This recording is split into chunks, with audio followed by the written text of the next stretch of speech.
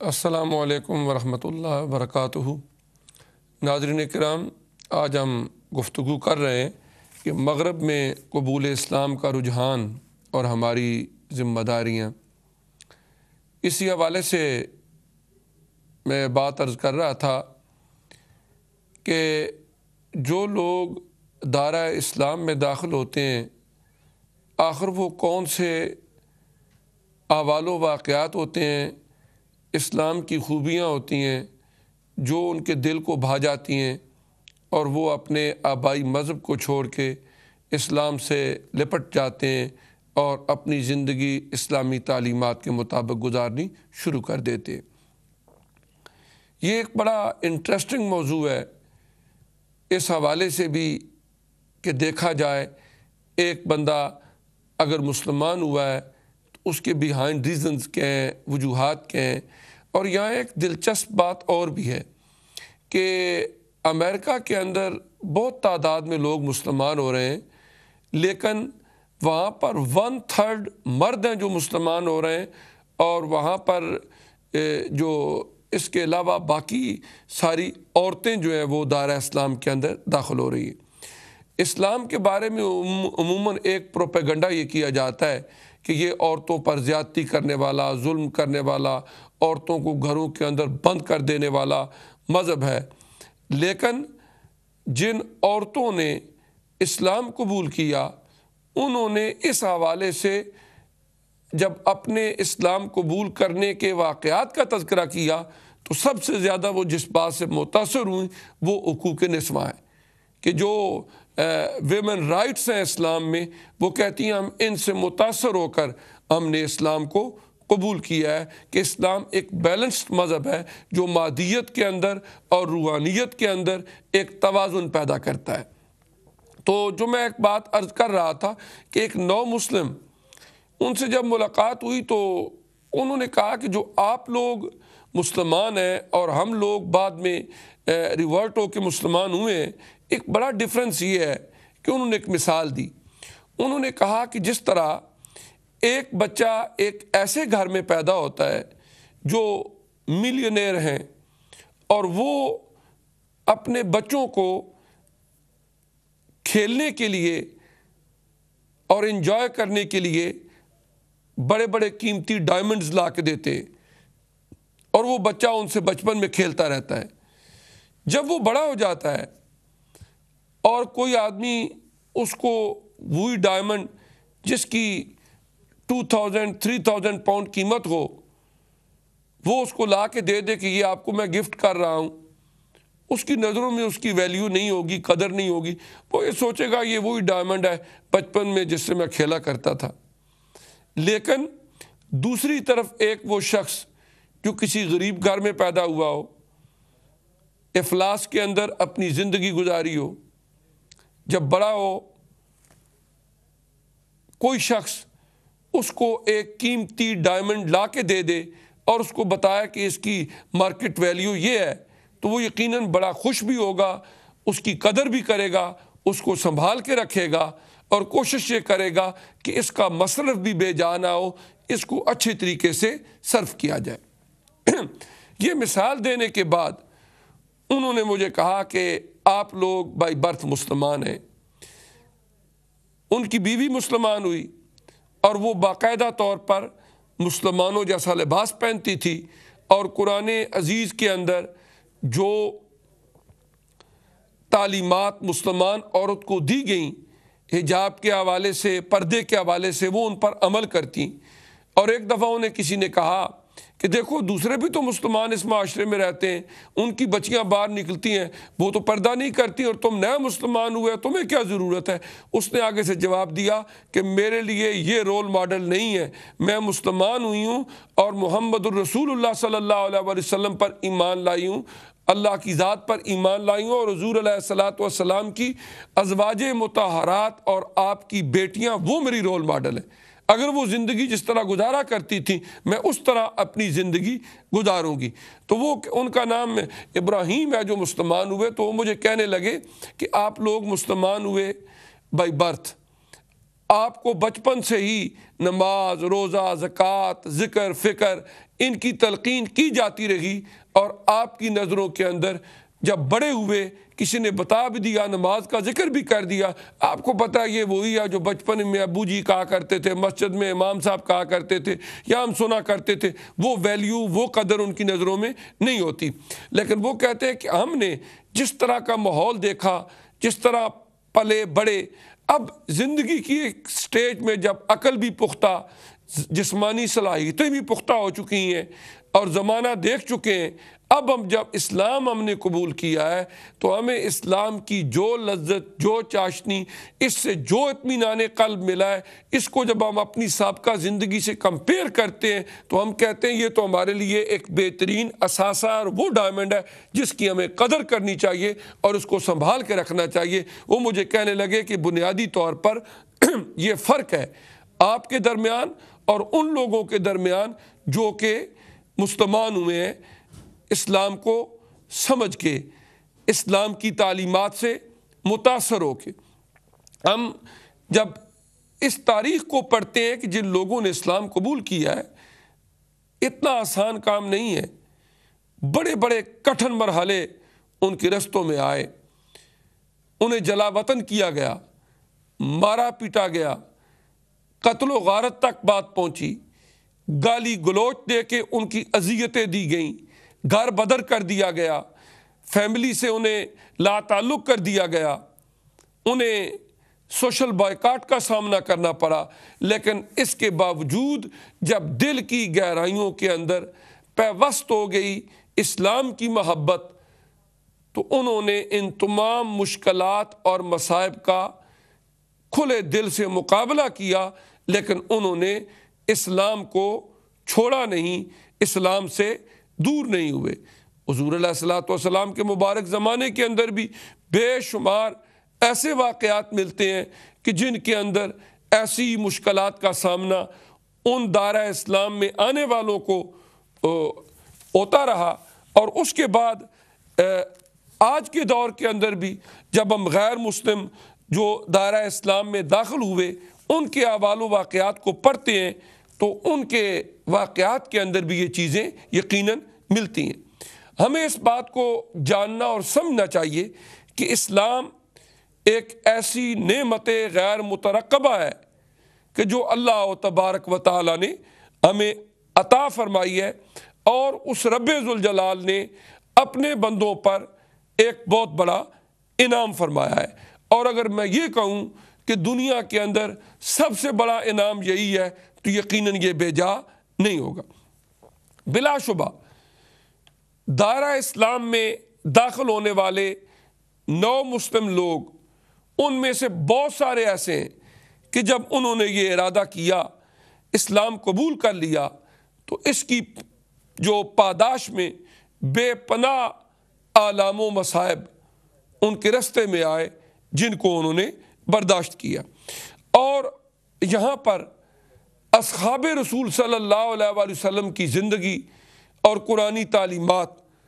ہمارے لیے ایک بہت بڑا مشعل راہ ہے۔ جب ہم قرآن پاک کی تلاوت کرتے ہیں، قرآن پاک کی سورہ البقرہ ورس نمبر 214 214 نمبر آیت، اللہ تبارک و تعالی ارشاد فرماتے ہیں، کیا تم لوگوں نے یہ سمجھ رکھا ہے کہ تمہیں جنت کا داخلہ بس یوں ہی مل جائے گا، حالانکہ ابھی تم پر وہ سب کچھ نہیں گزرا ہے جو تم سے پہلے ایمان لانے والوں پر گزر چکا ہے۔ ان پر سختیاں گزریں، مصیبتیں آئیں، اہلا مارے گئے، حتیٰ کہ وقت کے رسول اور ان کے ساتھی اہل ایمان چیخ اٹھے کہ اللہ کی مدد کب آئے گی۔ اس وقت انہیں اللہ کی طرف سے تسلی دی گئی کہ اب اللہ تبارک و تعالیٰ کی مدد بہت قریب ہے۔ پھر اس کے بعد سورہ العنکبوت آیت نمبر 1 2 3 یعنی 1 سے لے کر 3 تک جو آیات ہیں، الف لام میم سے آغاز ہوا، اور اللہ پاک نے فرمایا، کیا لوگوں نے یہ سمجھ رکھا ہے کہ وہ بس اتنا کہنے پر چھوڑ دیے جائیں گے کہ ہم ایمان لائیں اور ان کو آزمایا نہ جائے گا، حالانکہ ہم ان سب لوگوں کی آزمائش کر چکے ہیں جو ان سے پہلے گزرے ہیں۔ اللہ تبارک و تعالیٰ کو ضرور یہ دیکھنا ہے کہ سچے کون ہیں اور جھوٹے کون. یعنی دین اسلام کی پاداش میں ان لوگوں نے مشکلات، مصائب، پریشانیوں کو جھیلا، اللہ تعالیٰ نے انہیں اس پر دنیا کے اندر بھی اجر عطا فرمایا اور آخرت کے اندر بھی یقیناً اللہ تبارک و تعالیٰ اس پر انہیں اجر عطا فرمائیں گے. یہاں پر میں ایک اور جو نو مسلم اسلام انہوں نے قبول کیا، وہ پروٹیسٹنٹ عیسائی اور پادری تھے، راہب تھے. ابراہیم کوان ملائیشیا میں وہ رہتے تھے. انہوں نے اسلام قبول کیا. وہ ان کی جو پیدائش ہے وہ 3 فروری 1907 کو ہوئی،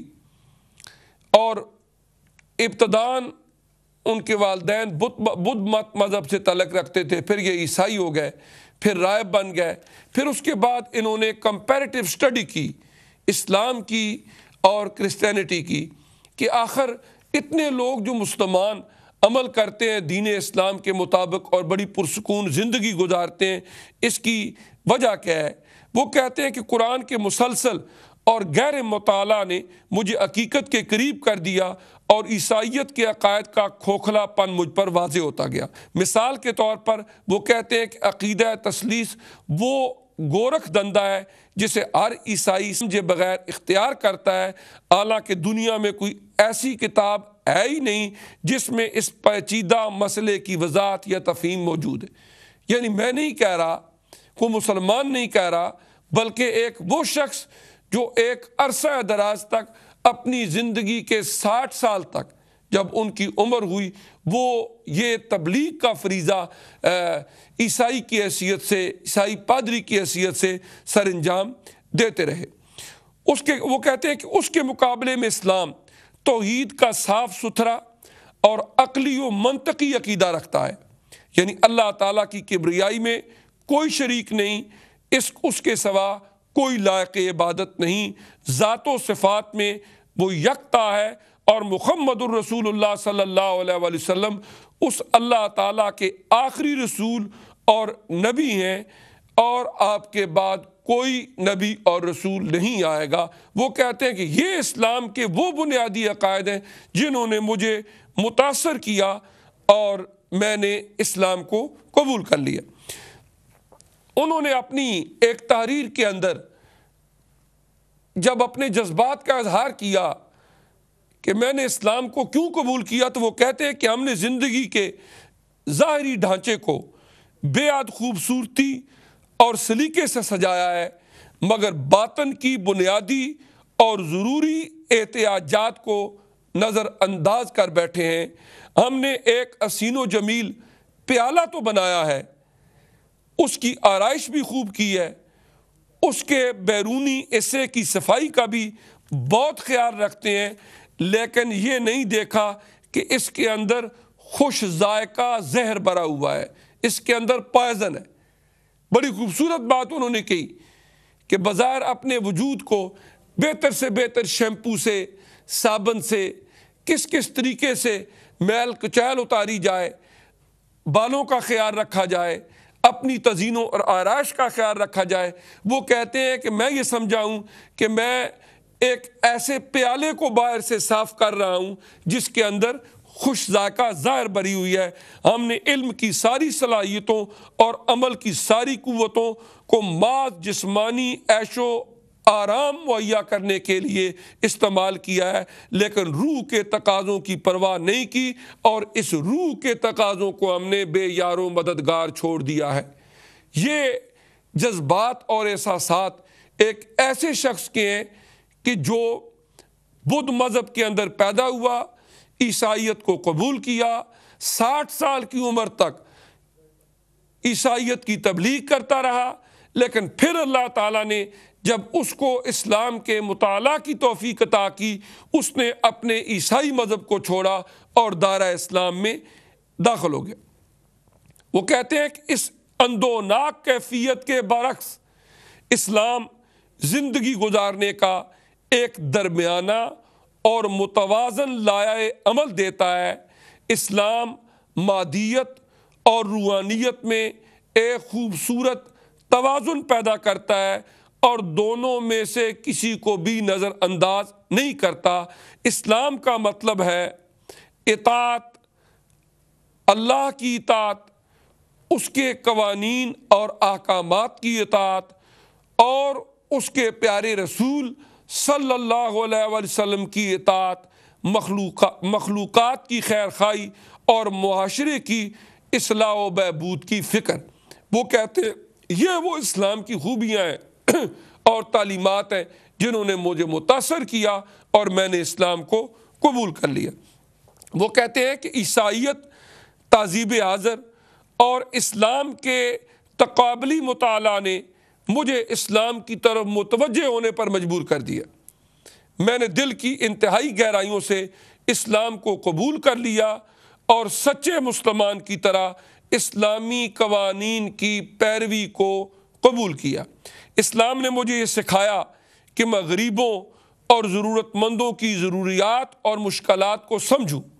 اور ان کی مدد کرنے میں کوئی کوتاہی نہ کروں۔ میں اپنے آپ کو بے حد خوش قسمت سمجھتا ہوں۔ جو کچھ اس نے مجھے عنایت فرمایا ہے میں اس پر قناعت کرنے والا ہوں، اور میں اللہ تعالیٰ کے فضل و کرم کا شکر ادا کرتا ہوں، وہ جو شب و روز ہمارے اوپر نازل کرتا ہے۔ وہ کہتے ہیں کہ ہمیں اس پرآشوب دور میں صرف اللہ کی مدد درکار ہے۔ ہم اس سے تحمل، حلم اور محبت کی بھیک مانگتے ہیں تاکہ ایک پرامن دنیا کی تخلیق کی جا سکے۔ آخر میں انہوں نے ایک بات جو اختصار کے ساتھ اپنے اسلام قبول کرنے کی وجوہات کے حوالے سے لکھی، وہ کہتے ہیں کہ 5 چیزیں اسلام کی وہ ہیں کہ جنہوں نے مجھے مجبور کر دیا کہ میں اپنے مذہب کو چھوڑوں اور اپنی آخرت کی فکر کے لیے، آخرت کی بہتری کے لیے اسلام کو قبول کر لوں۔ نمبر 1، وہ کہتے ہیں کہ اسلام عیسائیت کے مقابلے میں کہیں زیادہ عقلی، عملی، قابل فہم، منطقی اور سادہ مذہب ہے۔ دوسری بات وہ کہتے ہیں کہ اسلام عبادات، اللہ تعالیٰ سے براہ راست تعلق کو جوڑتا ہے اور حضور علیہ الصلاۃ والسلام کے طریقے پہ عمل کر کے انسان کو قرب خداوندی نصیب ہوتا ہے۔ تیسری بات وہ لکھتے ہیں کہ اسلام میں خدا کی ذات کا تصور بڑا ہی باوقار اور پرشکوہ ہے کہ جو اللہ تعالیٰ کی ذات کے لائق ہے، اس لیے میں نے اللہ تبارک و تعالیٰ کی ان عظمتوں سے متاثر ہو کر اسلام کو قبول کیا ہے۔ اور چوتھی بات وہ لکھتے ہیں کہ میں مسلمان کیوں ہوا؟ اسلامی عبادات میں زندگی اور اس کی تکمیل کا انسان کو احساس ہوتا ہے کہ میں زندگی کو کیسے مکمل کر سکتا ہوں، وہ کون سے میری زندگی کے شعبے ہیں جو تشنہ تکمیل ہیں کہ میں محنت اور کاوش سے ان زندگی کے شعبوں کے اندر اپنے عمل سے کمی کو دور کر سکتا ہوں۔ وہ کہتے ہیں کہ میرے نزدیک عیسوی طرز عبادت کی طرح ادھورا پن اسلام میں نہیں ہے۔ وہ کہتے ہیں کہ اسلام عبادات کو ایک کمپلیٹ کوڈ آف لائف کے طور پر ہمارے لیے ایک طریقہ زندگی کے طور پر پیش کرتا ہے۔ اور 5ویں چیز وہ کہتے ہیں قرآنی تعلیمات کے مطابق مسلمان گزشتہ ساری کتابوں کو مقدس اور الہامی مانتے ہیں،